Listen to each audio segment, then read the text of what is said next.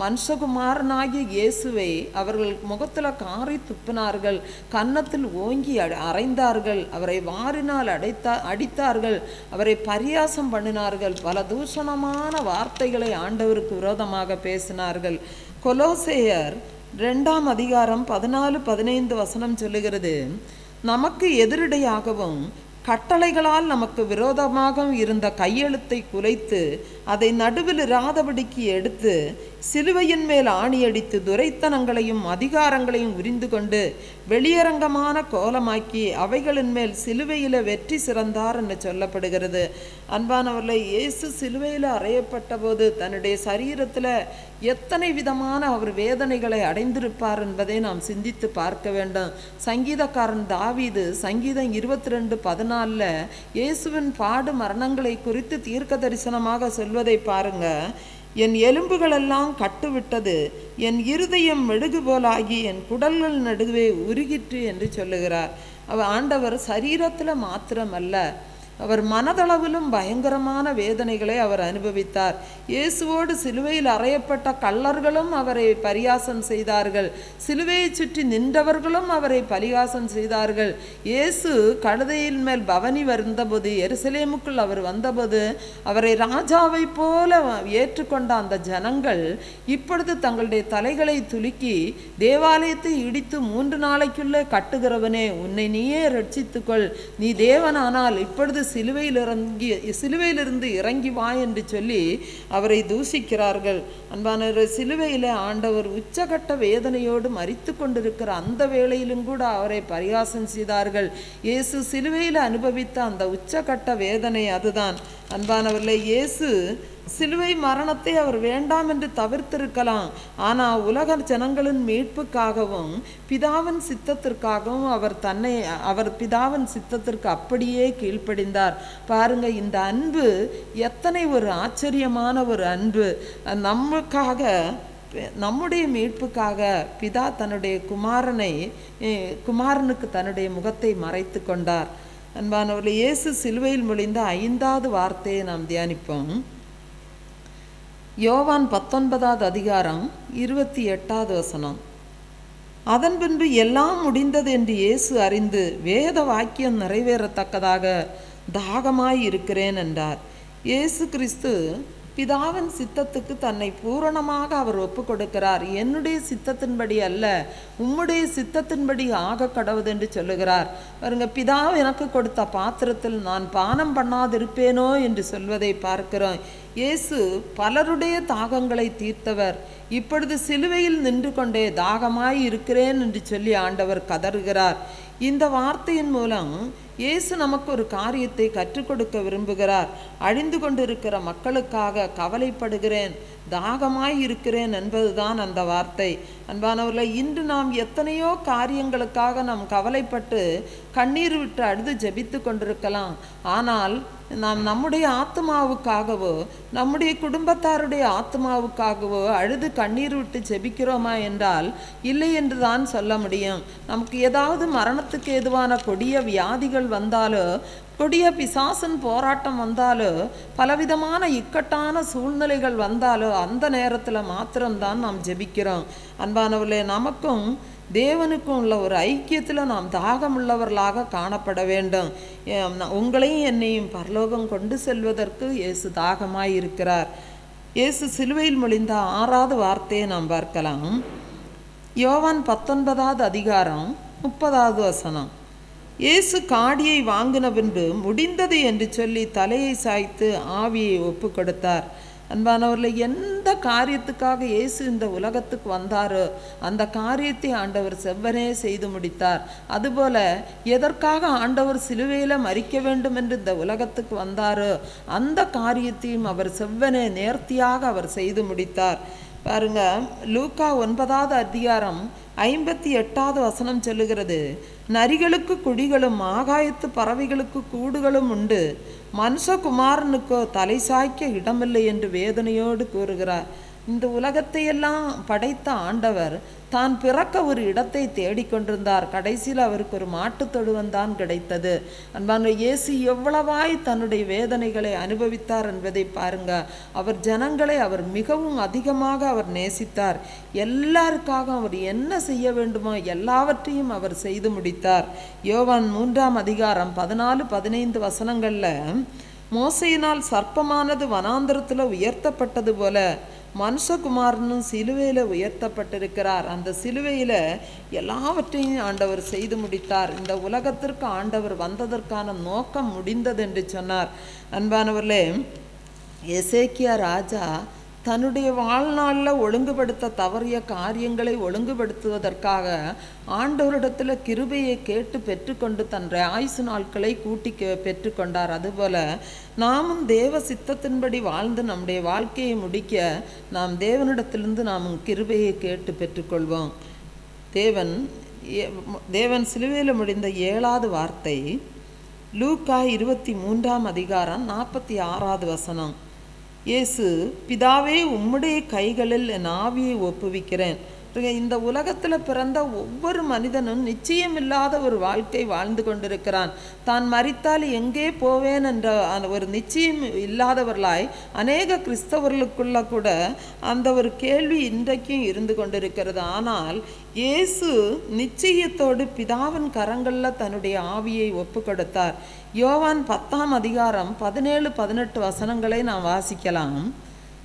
நான் ஜீவனை மறுபடியும் அடைந்து கொள்ளும்படிக்கு அதை கொடுக்கிறபடியினால் பிதா என்னில் அன்பாயிருக்கிறார். ஒருவனும் அதை என்னிடத்திலிருந்து எடுத்துக்கொள்ள மாட்டான். நானே அதை கொடுக்கிறேன். அதை கொடுக்கவும் எனக்கு அதிகாரம் உண்டு. அதை மறுபடியும் எடுத்துக்கொள்ளவும் எனக்கு அதிகாரம் உண்டு. இந்த கட்டளையை என் பிதாவினிடத்தில் பெற்றுக்கொண்டேன் என்றார். பாருங்க, ஆண்டவர் எவ்வளவு தெளிவாக அந்த காரியத்தை சொல்லுகிறார் என்பதை கவனித்து பாருங்க. ஒரு வீடு கட்டுகிற ஒரு கான்ட்ராக்டர் இடத்துல போய் நாம் ஒரு வீடு கட்டுகிறதற்காக கேட்க போகிறோம் என்று வைத்து கொள்ளுங்கள்.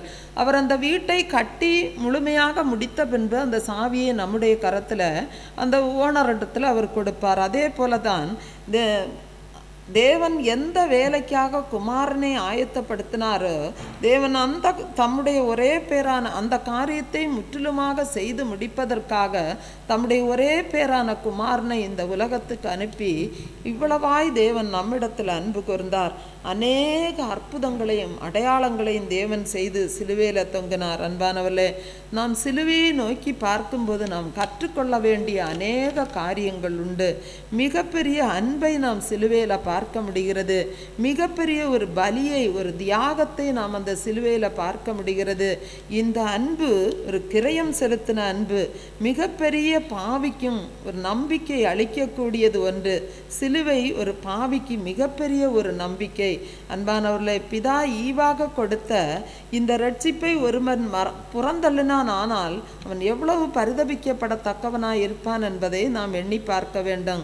ஆகவே இன்றே நாம் இயேசுவை நோக்கி பார்த்து மனம் திரும்பி பாவ மன்னிப்பை பெற்றுக்கொண்டு தேவனோடு கூட வாழக்கூடிய வாழ்க்கை வாழ்ந்து அந்த சிலாக்கியத்தை நாம் இன்றே பெற்றுக்கொள்வோம். ஒரு பாடலை கூட நாம் உற்சாகமாக பாடலாம். என்னை நேசிக்கின்றாயா, என்னை நேசிக்கின்றாயா, கல்வாரி காட்சியை கண்ட பின்னும் நேசியாமலிருப்பாயா, கல்வாரி காட்சியை கண்ட பின்னும் நேசியாமலிருப்பாயா,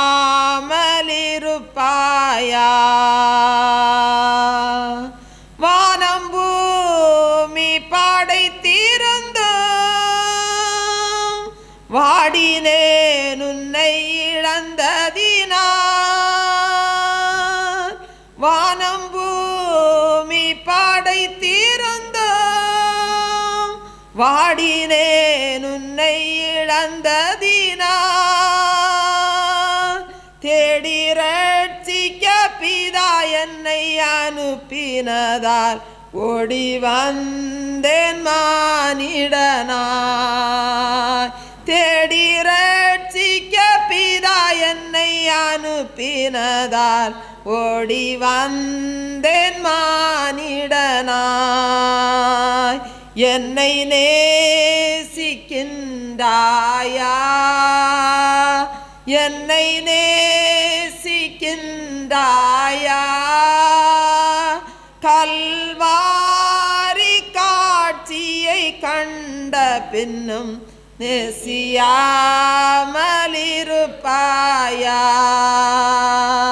கல்வாரி காட்சியை கண்ட பின்னும் நேசியாமலிருப்பாயா.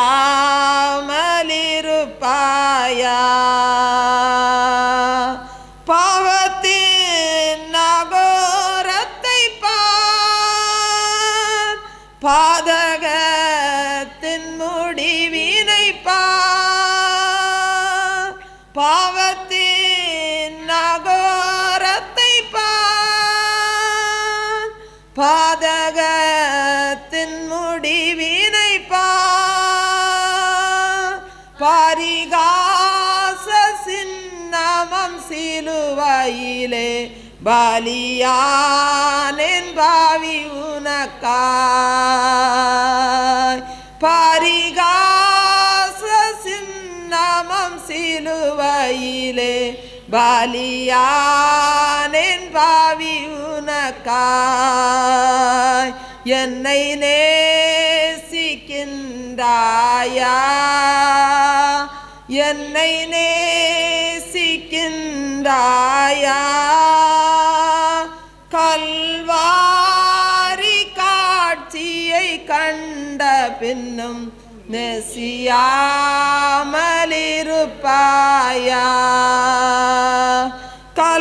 கல்வாரி காட்சியை கண்ட பின்னும் நேசியாமலிருப்பாயா. பாவம் பார பரிசுத்தர் நான், பாவி உன்னை அழைக்கிறேன் வா. பாவம் பார பரிசுத்தர் நான், பாவி உன்னை அழைக்கிறேன் வா. உன் பாவம் யாவையும் சுமப்பேனென்றேன், பாதம் தன்னில் இளைப்பாரவா. உன் பாவம் யாவையும் சுமப்பேனென்றேன், பாதம் தன்னில் இளைப்பாரவா.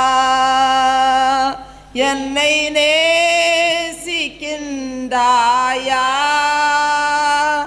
என்னை நேசிக்கின்றாயா. கல்வாரி காட்சியை கண்ட பின்னும் நேசியாமலிருப்பாயா.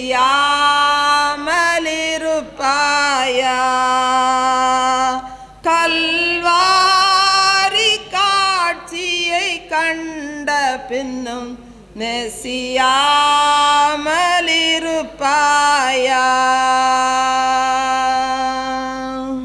அல்லேலூயா, அல்லேலூயா, அல்லேலூயா.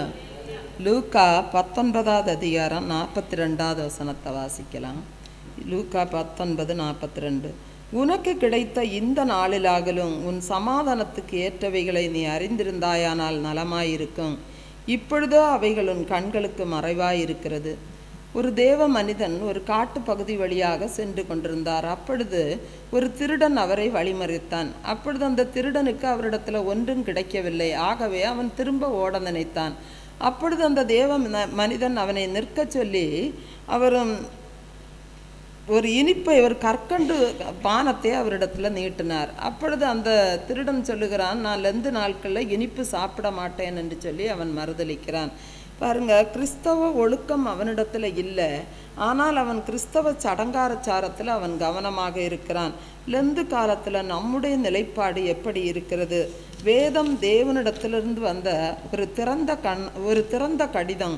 அதில் தேவன் மனிதனை குறித்துள்ள அபிப்பிராயத்தை, தன்னுடைய அபிப்பிராயத்தை அது வேதத்தில் ஆண்டவர் எழுதி வைத்திருக்கிறார்.